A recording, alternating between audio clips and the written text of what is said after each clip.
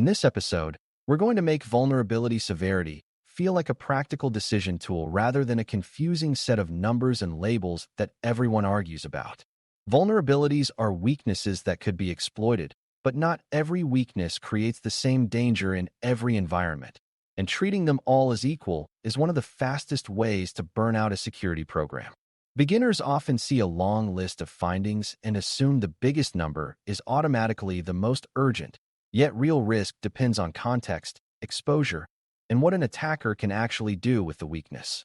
Calibrating severity means translating raw vulnerability information into a priority order that makes sense for your environment, your assets, and your threat reality. Prioritizing real risk means focusing first on issues that create plausible paths to compromise of critical systems, especially those tied to payment functions and cardholder data. When you do this well, you reduce the chance of missing a genuinely dangerous issue because you were busy fixing dozens of low-impact items. You also build credibility because stakeholders can see that decisions are consistent and defensible. This is how you turn vulnerability management from frantic ticket volume into steady risk reduction. Before we continue, a quick note. This audio course is a companion to our course companion books. The first book is about the exam and provides detailed information on how to pass it best. The second book is a Kindle-only ebook that contains 1,000 flashcards that can be used on your mobile device or Kindle. Check them both out at cyber.author.me in the Bare Metal Study Guide series. A strong place to begin is by separating severity from risk, because those terms are often used interchangeably even though they describe different ideas. Severity usually describes the inherent technical impact of a vulnerability, such as whether it could allow remote code execution, data leakage, or privilege escalation. Risk is broader and includes how exposed the vulnerable system is, how likely exploitation is, what controls surround the system, and what the business impact would be if exploitation occurred. Beginners often see severity ratings and assume they are complete risk ratings, but ratings are only starting points. A high-severity weakness on an isolated system with strong compensating controls may be less urgent than a medium-severity weakness on an internet-facing system that attackers can reach easily. Conversely, a vulnerability with modest technical impact can become high risk if it enables an attacker to pivot into sensitive systems or to steal credentials. Calibrating vulnerability severity means you respect the technical ratings while also adding your environment's context to arrive at a risk-driven priority. When that distinction is clear, the rest of the process becomes much less contentious. To make calibration practical, it helps to understand what vulnerability ratings are typically based on, without turning this into a math lesson. Many rating schemes consider factors like how easy exploitation is, whether exploitation can be done remotely, whether authentication is required, and what the impact would be on confidentiality, integrity, and availability. These factors are useful because they provide a standardized way to compare weaknesses across many systems. However, standardized ratings cannot know your network design, your segmentation, your monitoring, or your business processes, so they cannot fully capture your real-world risk. Beginners sometimes treat ratings as unquestionable truth, but a mature program treats them as a consistent baseline that still needs local calibration. The goal is not to invent your own reality, but to apply a disciplined layer of context that makes priorities meaningful. When you calibrate carefully, you maintain the benefits of standardization while avoiding the trap of one-size-fits-all urgency. That balance is what allows teams to act quickly without acting blindly. Asset criticality is one of the most important contextual factors, because vulnerabilities on high-value systems deserve more attention. In a payment environment, systems that store, process, or transmit cardholder data are critical, but so are systems that can affect their security, such as identity services, key management, administrative consoles, and monitoring infrastructure. A vulnerability on an identity service can be extremely dangerous because it may allow an attacker to impersonate users and gain broad access. A vulnerability on a public web application can be dangerous because it may allow entry and data exposure. A vulnerability on a monitoring system can be dangerous because it may allow an attacker to blind detection and hide activity. Beginners sometimes focus only on the system where the vulnerability exists, but real risk depends on what that system can reach and what role it plays in the environment's trust structure. Calibrating severity includes mapping vulnerabilities onto asset criticality, so remediation efforts protect the most important functions first. This approach also helps communicate priorities to the business because it ties technical work to critical operations. Exposure is another major factor because a vulnerability's urgency changes dramatically based on who can reach the vulnerable service.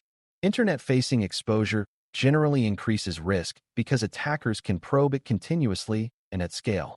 Internal exposure can still be serious, especially if attackers can gain a foothold through phishing or stolen credentials, but internal exposure often depends on additional steps. Exposure is also influenced by segmentation, firewall rules, and access controls, which can reduce reachability if they are correctly enforced. Beginners sometimes treat internal systems as safe by default, but internal networks are not immune to compromise, and lateral movement is common in real incidents. Calibrating severity means asking where the vulnerable service is reachable from, which paths lead to it, and whether those paths are tightly controlled. It also means being honest about whether segmentation claims are proven and maintained, because unproven segmentation is not a reliable shield. When exposure is understood, you can focus urgent effort on weaknesses that are truly reachable by likely attackers. Exploitability is the next concept, and it is often misunderstood as a theoretical property rather than a practical one. A vulnerability may be severe on paper, but if exploitation requires complex conditions that are unlikely in your environment, the real risk may be lower. Conversely, a vulnerability may become urgent if reliable exploitation techniques are widely available, because attackers can use them quickly and repeatedly. Beginners sometimes assume that if a vulnerability exists, it will be exploited immediately, but attackers choose paths that offer the highest return for the lowest effort. Calibrating severity involves considering how easy it is to exploit the weakness, whether exploitation requires authentication, whether exploitation can be automated, and whether exploitation grants significant access or control. It also involves considering whether the vulnerable component is commonly targeted, because common targets attract more attacker attention. The point is not to excuse delayed remediation, but to prioritize realistically so the most exploitable and impactful issues are addressed first. When you do this consistently, you reduce the odds of being caught by a weakness that was obviously attractive to attackers. Compensating controls and environmental context are another key part of calibration, because real systems rarely exist without surrounding defenses. A vulnerability in a service might be mitigated by strong authentication, strict network restrictions, monitoring that would detect abuse quickly, or application-level controls that limit what the vulnerability can do. However, compensating controls must be real and reliable, not assumed. Beginners sometimes overestimate compensating controls because they want to believe the environment is safer than it is, and that can lead to dangerous delays. A mature approach evaluates compensating controls as evidence-based facts, such as confirmed segmentation, enforced least privilege, and tested monitoring, rather than as intentions. It also considers failure modes, such as what happens if an attacker steals credentials or compromises a system that is allowed through a boundary. Calibrating severity means you can confidently say why a vulnerability is less urgent, because controls truly reduce exposure and impact. When compensating controls are proven, calibration becomes defensible. When they are not, calibration must remain cautious. Another important teaching beat is the difference between vulnerabilities that enable entry and vulnerabilities that enable escalation, because both matter but in different ways. Entry vulnerabilities allow an attacker to get a foothold, often from the internet or from a low-privilege position.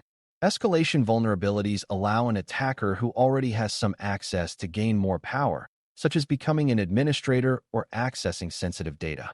In payment environments, both can be critical because attackers often chain them, entering through one weakness and escalating through another. Beginners sometimes prioritize entry vulnerabilities exclusively and ignore escalation weaknesses, but escalation weaknesses can be just as dangerous if the organization is likely to face phishing or credential compromise. Calibrating severity means considering how a vulnerability fits into attack chains, especially whether it can be used to cross boundaries into the cardholder data environment. It also means recognizing that many incidents involve multiple steps, so reducing escalation paths can limit how far an attacker can go. When you prioritize with attack chains in mind, you address risk in a way that matches real attacker behavior. Prioritization also requires understanding that vulnerability management is not only about patching, because remediation can involve configuration changes, compensating controls, or architectural adjustments.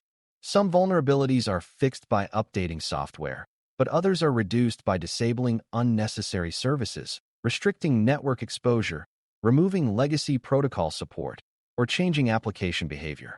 Beginners sometimes treat patching as the only response, and when patching is difficult, they feel stuck.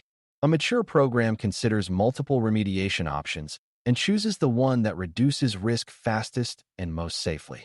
For example, if a public service has a serious weakness and patching will take time, temporarily restricting access or disabling a vulnerable feature may reduce exposure immediately. The goal is to reduce the attacker's opportunity, not to achieve a perfect state instantly. Calibrating severity helps you decide which immediate mitigations are justified and which issues can wait for routine maintenance windows. This flexibility is essential for prioritizing real risk while keeping operations stable. Communication and tracking are what keep calibrated prioritization from collapsing under pressure, because prioritization decisions must be visible, consistent, and revisitable.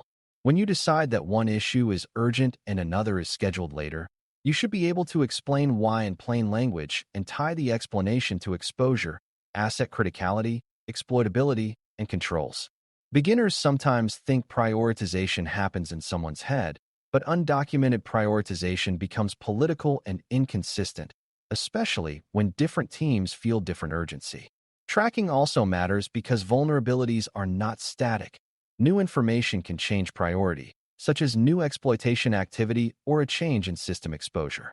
A disciplined program uses a consistent rubric and revisits decisions as conditions change, which prevents priorities from becoming stale. This also supports accountability because owners and deadlines are clear and exceptions are documented rather than hidden. When prioritization is transparent, teams can coordinate work and leadership can support resource decisions. Clarity in communication is part of calibrating severity because it turns technical judgments into organizational action. A common beginner misconception is that calibrating severity is a way to justify not fixing things, but the real purpose is to fix the right things first without losing momentum. A healthy program still remediates lower priority issues over time, but it does so in a way that does not sacrifice the urgent work needed to prevent likely compromise. Another misconception is that calibration is only for large organizations, yet small organizations often need it even more because they have fewer resources and must avoid wasting effort. Calibrating severity is also not about minimizing risk on paper. It is about reducing exposure in reality.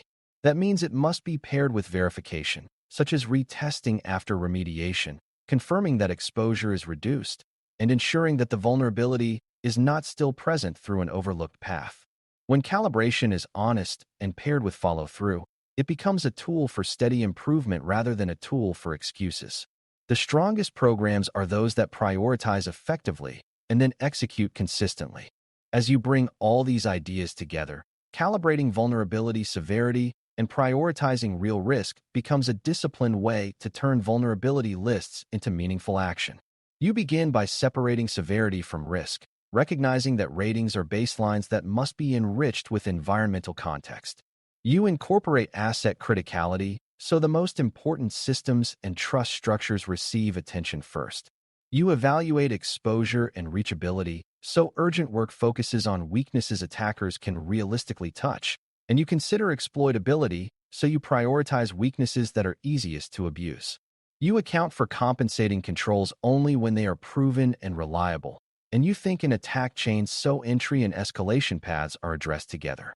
You choose remediation approaches that reduce risk quickly and safely, using patches, configuration changes, or exposure reduction as appropriate. You document and communicate prioritization so decisions remain consistent and revisitable as conditions change. When you do this consistently, vulnerability management stops being an endless flood and becomes a steady stream of real risk reduction, which is exactly what a payment security program needs. Thanks for listening. For more audio courses, daily newsletters, and more, please visit baremetalcyber.com.